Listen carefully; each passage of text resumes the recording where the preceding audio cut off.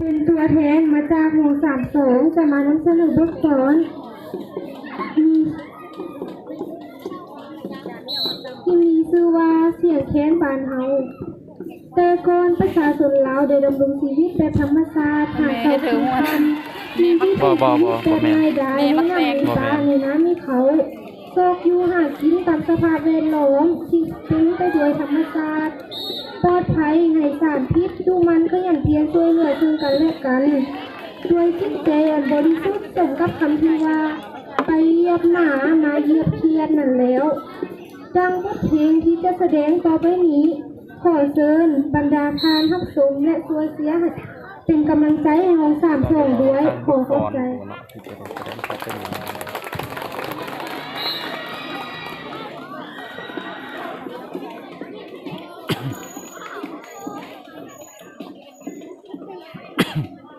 มาที่จะโชว์แบบนี้บักน้ำมันจะ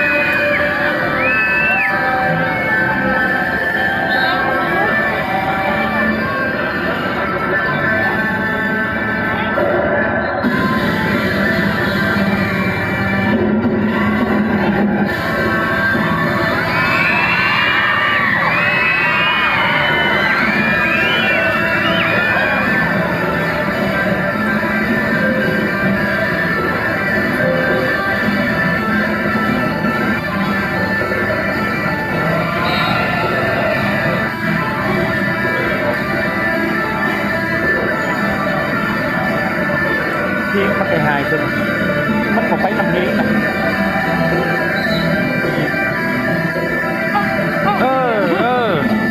มันก็ไปทำเพลงเสียงก็มองจะว่า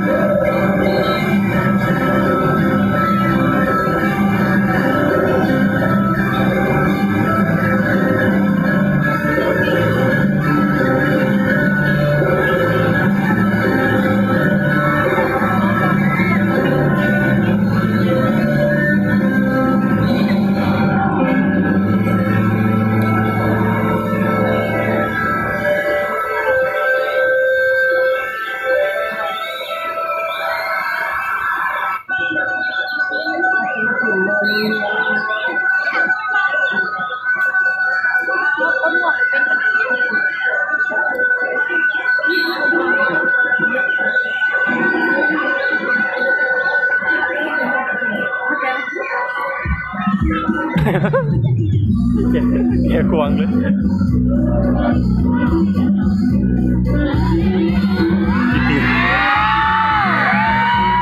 ลิศประมูลเลยนะเลิศ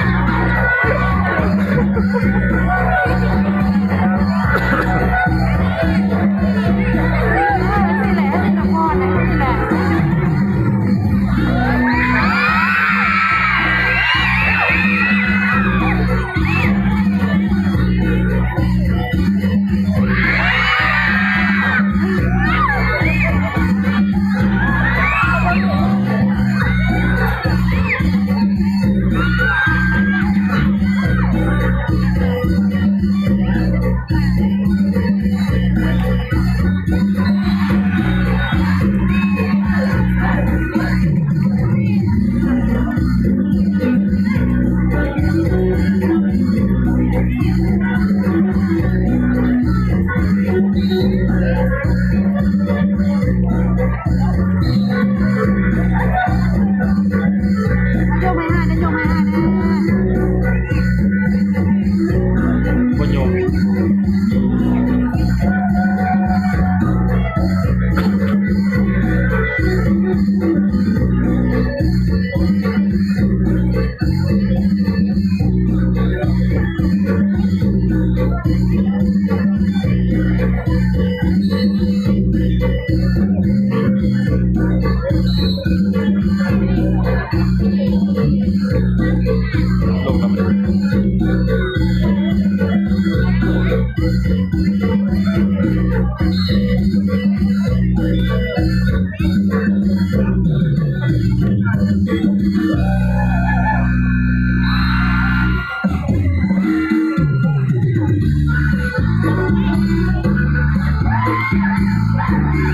งน้ำ เดี๋ยวมีหลายแต่ว่าคนยิ้ม มีราคาเพ็งตัวพาโฮมีแต่ว่าบัวอยู่นะ เรื่องของยิ้มก็มีนะครับของยิ้มกินอาหารมันแต่ที่มาไทยของยิ้มกินอาหารมันแต่ว่าที่มาไทยแต่ว่า เขาไปบัวมีคนทำอะไร ฉันก็เรื่องพอเพียงกันทั้งหมด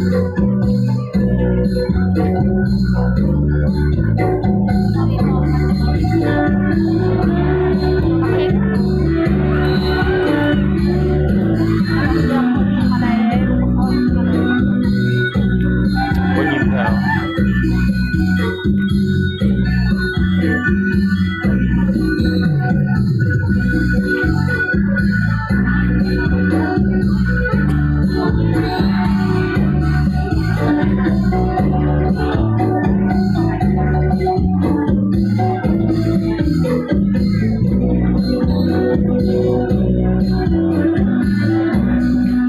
ไม่ติดแดงด้วย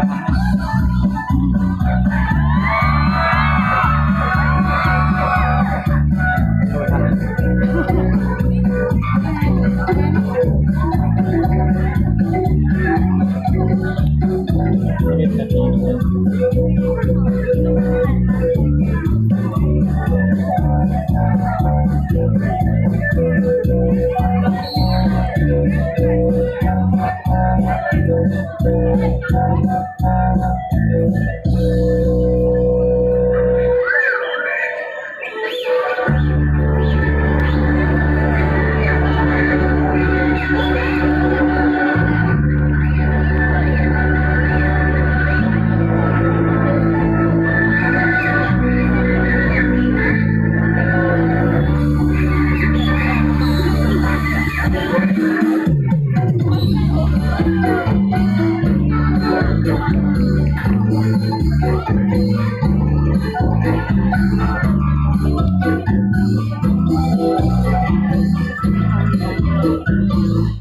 เรื่องน้ำตอนนี้บดพอดน้ำจริงๆแล้วบดพอดน้ำแต่ว่าคนยังไป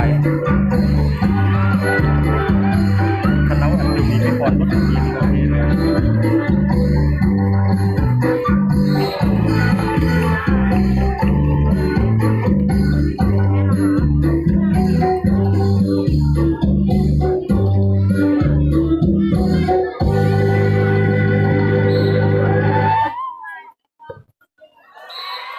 งามบ่